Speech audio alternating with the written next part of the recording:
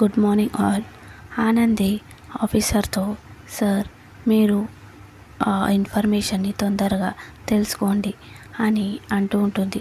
అప్పుడు ఆఫీసర్, నేను తెలుసుకుంటాను, ముందైతే ఈ అకౌంట్ని నేను ఓపెన్ చేస్తాను అని అంటూ ఉంటాడు. ఇక ఆ మాటకి ఆనంది, చైతన్య, శ్రీను ఆనందపడుతూ ఉంటారు.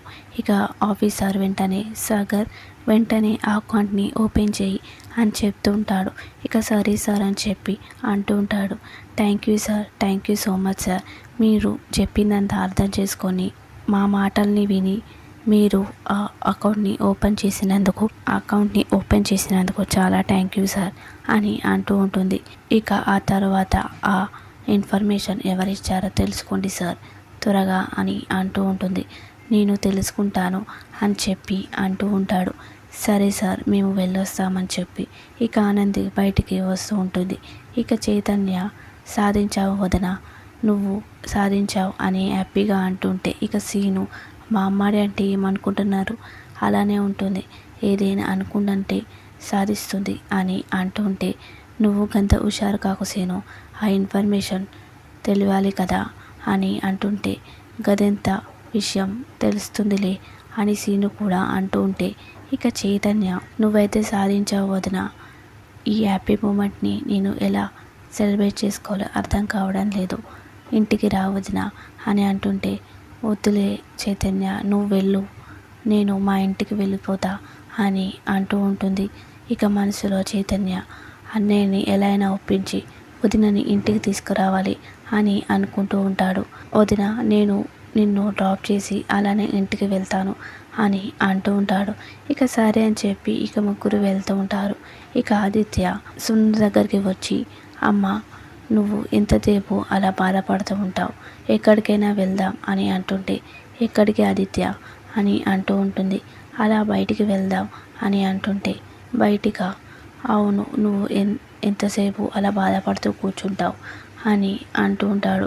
ఏం చేద్దాం, నాకు బాధ ఒక్కటే మిలిగింది, ఇప్పుడు బయటికి వెళ్తే చుట్టాలైనా ఎవరైనా తెలిసిన వాళ్ళైనా నన్ను అడుగుతారు, నేను ఏం ముఖం పెట్టుకొని వాళ్ళకి సమాధానం చెప్పాలి, నాకు బయటికి వెళ్ళాలని లేదు ఆదిత్య, జరిగిన దాని గురించి ఎంత అని ఆలోచిస్తావమ్మా అని అంటూ ఉంటే, ఇప్పుడే ఇక శశికాంత్ వచ్చి, మీకు ఒక గుడ్ న్యూస్ ఉందా అని అంటూ ఉంటాడు. ఏంటది, మన అకౌంట్ మొత్తం ఓపెన్ అయ్యింది, మన అకౌంట్ మొత్తం ఓపెన్ చేశారంట, ఇదిగో మేనేజర్ నుంచి నాకు కాల్ వచ్చింది అని చెప్తూ ఉంటే, అవునా ఎలాగైందండి, అసలు మన అకౌంట్ క్లోజ్ ఉండే కదా, ఓపెన్ అయ్యింది, సీజ్ ఉండే కదా అని సీనుందా అడుగుతూ ఉంటే, నేను చెప్తాను అకౌంట్ ఎలా ఓపెన్ అయిందో అని చైతన్య అంటూ ఉంటాడు. ఆ అకౌంట్ ఎవరు ఓపెన్ చేశారు అని అడుగుతూ ఉంటాడు.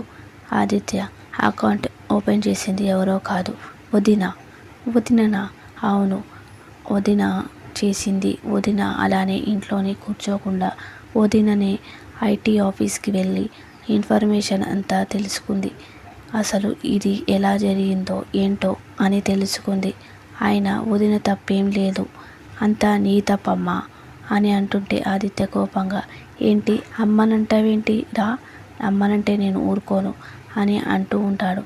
నిజమే, నేను అమ్మని కావాలని అనడం లేదు, అమ్మ చేసిన తప్పుని అంటున్నాను, అమ్మ ఆ డబ్బుని వదినకి ఇవ్వడం తప్పే కదా, ఆ డాక్యుమెంట్స్, ఆ రిసిప్ట్ లేని డబ్బు వదినకి ఇవ్వడం వల్లే కదా ఇలా జరిగింది, సరే వదిన ఆఫీస్కి వెళ్ళింది కాబట్టి వదిన అక్కడ రైడ్ జరిగింది అని అంటున్నారు, ఒకవేళ వదిన ఆఫీస్కి వెళ్ళకుండా ఉండుంటే మధ్యలోనే ఆ రైడ్ జరిగి ఉంటే అప్పుడైనా పట్టుకునేవాళ్ళు కదా, సరే ఆ ఇంట్లో దొరికి ఉంటే ఇంట్లో అయినా సరే ఆ రైడ్ జరిగి ఆ డబ్బుని పట్టుకునేవాళ్ళు కదా, ఇన్ఫర్మేషన్ లేని డబ్బు ఎక్కడుంటే ఏంటి, ఆ డబ్బు ఎలాగైనా వాళ్ళు పట్టుకుంటారు, అయినా నువ్వు చేసింది తప్పు, వదిన ఏ తప్పు చేయలేదు, వదిన ఏ తప్పు చేయకుండా వదిన నువ్వు అన్ని మాటలు అన్నావు, వదిన ఏం మాట్లాడకుండా అలానే ఉండిపోయింది, వదిన చెయ్యని తప్పుకు శిక్ష అనుభవించింది, అయినా వదిన పుట్టింట్లో బాధపడకుండా మన ఇంటి పరుగు అంటే మన మెట్టినింటి పరువుని కాపాడింది, తను ఐటీ ఆఫీస్కి వెళ్ళి ఆఫీసర్తో మాట్లాడింది అని అంటుంటే, ఈ విషయాలన్నీ నీకెలా తెలుసు అని శశికాంత్ అడుగుతూ ఉంటాడు. ఎందుకంటే వదిన నన్ను కూడా ఆఫీస్కి రమ్మన్నది, అందుకే నాకు ఈ విషయాలు తెలుసు అని చైతన్య చెప్తూ ఉంటాడు. వదిన చాలా మంచిది, వదిన నిన్ను వాళ్ళ అమ్మ కంటే ఎక్కువ గౌరవిస్తుంది, అందుకే వదిన నువ్వు ఎంత తిట్టినా సరే వదిన నిన్ను ఏమనలేదు అని అంటూ ఉంటాడు. ఇందులో వదిన తప్పేం లేదు అని అంటుంటే ఇక శశికాంత్ కూడా అవును ఆనంది చాలా మంచిది, ఆనంది ఈ కుటుంబం కోసం ఎంతో చేసింది, ఈ కుటుంబం గౌరవం కోసం ఎంతో చేసింది, చాలా మంచి అమ్మాయి, చేసింది మనదే తప్పు, మనమే తప్పు చేశాము అని అంటూ ఉంటే ఇక సునంద మరి ఆ సింహాన్ని తాగి వచ్చి గొడవ చేశాడు కదా అని అంటుంటే అవును అందులో మన తప్పు కూడా ఉంది, ఆనంది వాళ్ళ నాన్న బాధతో తాగాడు, అమ్మాయి పుట్టింట్లో ఉన్న బాధతో తాగాడు, వాళ్ళకి ఫస్ట్ నైట్ జరగలేదు అని తెలిసి కోపంలో అలా తాగొచ్చి గొడవ చేశాడు, అయినా ఈ విషయం చెప్పకుండా ఉన్నది వీళ్ళు కదా, అసలు వీళ్ళు ఎందుకు ఇలా చేశారు అని అంటుంటే ఇక ఆదిత్య దివ్య కోసం అని చెప్తూ ఉంటాడు. ఏంటి దివ్య కోసమా? అవునమ్మా, ఆనంది గుడిలో చీటులు రాసింది, దాంట్లో వద్దని వచ్చింది, దివ్యకి నయమయ్యేంత వరకు మనం కలవకూడదు అని అనుకుంది అనగానే ఇక కోపంగా సునంద అసలు మీరు ఏం మాట్లాడుతున్నారా, అలా ఎవరైనా ఆలోచిస్తారా, దివ్య కోసం మీరు కలవకుండా ఉండడం ఏంటి అని అంటుంటే ఇక శశికాంత్ వెంటనే అది వాళ్ళ భార్యాభర్తల విషయంలే అని అంటూ ఉంటాడు. అయినా ఇదంతా జరిగింది అందరి తప్పు, సింహాద్రి తాగి వచ్చాడు, ఆ కోపంలో తిట్టాడు, నువ్వు కూడా ఆవేశంలో పద్మమ్మని కొట్టావు, అప్పుడు ఆ సింహాద్రి నీ మీద పూలకుండి వేయబోయాడు, వాచ్మెన్ కూడా తప్పు లేదు, ఎందుకంటే అతను తన డ్యూటీ చేశాడు అని శశికాంత్ అంటూ ఉంటే వెంటనే నేను ఆనంద్ తీసుకొని వస్తాను అని చెప్పి వెళ్తూ ఉంటే వద్దు డాడీ, నేనే ఆనంద్ తీసుకొని వస్తాను, ఈ సమస్య జరిగింది కాబట్టి నేనే నా భార్యను తీసుకొని వస్తాను అని చెప్పి ఇక ఆదిత్య వెళ్తూ ఉంటాడు. ఇక సింహాది ఆనంద్తో బిడ్డ నువ్వు ఎక్కడికి వెళ్ళావు అని అడుగుతూ ఉంటే అదే నాయనా, నేను ఐటీ ఆఫీస్కి వెళ్ళాను, అక్కడ అకౌంట్లన్నీ ఓపెన్ చేయించాను అని చెప్తూ ఉంటాడు. ఇక అప్పుడే పద్మమ్మ ఫోన్ తీసుకొని లోపల నుంచి వస్తూ ఉంటుంది. బిడ్డ నీకు ఎవరి నుంచో ఫోన్ వస్తుంది అని అంటుంటే ఈ ఆఫీసర్ నుంచి ఫోన్ వస్తుంది అని చెప్పి ఇక వెంటనే ఫోన్ లిఫ్ట్ చేస్తూ ఉంటుంది. చెప్పండి సార్ అని అంటూ ఉంటుంది. మీరు చెప్పిన ఇన్ఫర్మేషన్ నాకు తెలిసింది, ఆ రైడ్ ఎవరు జరిపించారో తెలిసింది అనగానే తెలిసిందా సార్, ఎవరు జరిపించారు అని ఆనంది అడుగుతూ ఉంటే ఆ రైడ్ జరిపించింది లాయర్ జ్యోతి గారి కూతురు జీవన అని చెప్తూ ఉంటాడు. ఆ లాయర్ పేరుని అడ్డం పెట్టుకొని ఇలా చేసింది, అయినా అలా చేయడం తప్పు అని అంటూ ఉంటాడు. సరే సార్ నేను చూసుకుంటానని చెప్పి ఇక కాల్ కట్ చేస్తూ ఉంటుంది.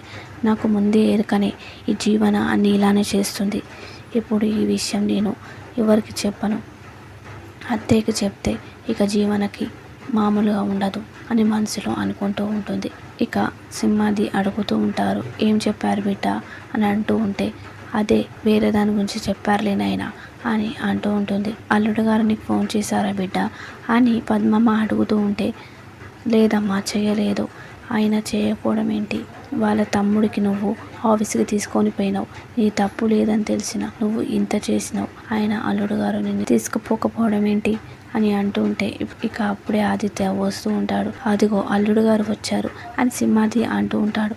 అల్లుడు గారు అని చెప్పి ఇక కాలు పట్టుకుంటుంటే అయ్యో మామయ్య గారు మీరేంటి నా కాలుకు పట్టుకుంటున్నారు, నన్ను క్షమించండి, నా వల్లే ఇదంతా జరిగింది, నేను గొడవ చేయడం వల్లే ఇంత పెద్ద సమస్య అయింది అని సింహాద్రి అంటుంటే అయ్యో లేదు మామయ్య గారు నీ తప్పేం లేదు, మీరు కోపంలో బాధలో అలా తాగేసి వచ్చి అన్నారంతే, అయినా ఇందులో అందరి తప్పు ఉంది అని అంటుంటే ఇక పద్మమ్మ అయినా మాకంటే తెలియదు, మీ అమ్మకి తెలుసు కదా, మా పెన్మిటంటే తాగాడు, మీరెవరందరూ మంచిగానే ఉన్నారు కదా, బియ్యంకులతో ఇలా ప్రవర్తిస్తారా, ఎవరైనా ఇలా కొడతారా అని పద్మమ్మ అంటుంటే సారీ మా అమ్మ తరఫు నుంచి నేను సారీ చెప్తున్నాను అత్తయ్య గారు అని అంటుంటే సింహాద్రి కోపంగా పద్మమ్మతో ఏంటే నువ్వు అని అంటుంటే, అనవయ్యా అను, నన్నే అను, అయినా నేనేమన్నానని నీ జరిగిన దానికి చెప్తున్నాను అంతే కదా అని అంటూ ఉంటుంది. అయినా నేను ఈ విషయాలన్నీ మర్చిపోయి నా భార్య నేను ఇంటికి తీసుకోవడానికి వచ్చాను అని ఆదిత్య అంటుంటే ఇక అందరూ హ్యాపీగా చూస్తూ ఉంటారు. నా భార్యని తీసుకొని వెళ్తాను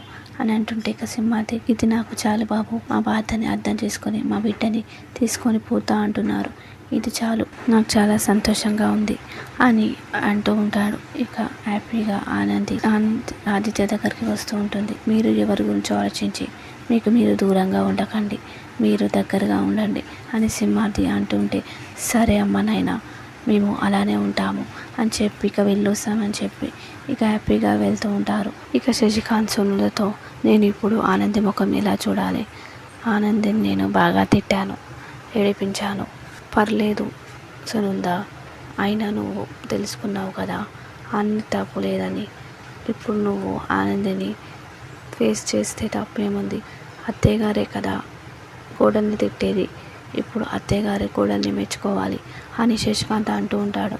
అన్నయ్య వదిన వచ్చినట్టున్నారు, వెంటనే ఎర్రలు తీసుకురా అని చెప్పి ఇక చైతన్య అంటూ ఉంటాడు. ఇక ఆదిత్య ఆనంది ఇద్దరు లోపలికి వస్తూ ఉంటారు. ఇక అది చూసిన చైతన్య, వచ్చారా అని చెప్పి హ్యాపీగా అంటూ ఉంటాడు. వెంటనే ఆ నీళ్లు తీసుకొనిరా అని పార్వతమ్మకు చెప్తూ ఉంటాడు. అమ్మ, ఈ నీళ్లు నువ్వే డిష్ తీయాలి, కోడలికి అత్తయ్యగారే డిష్ తీయాలి అని చెప్పి అంటూ ఉంటాడు.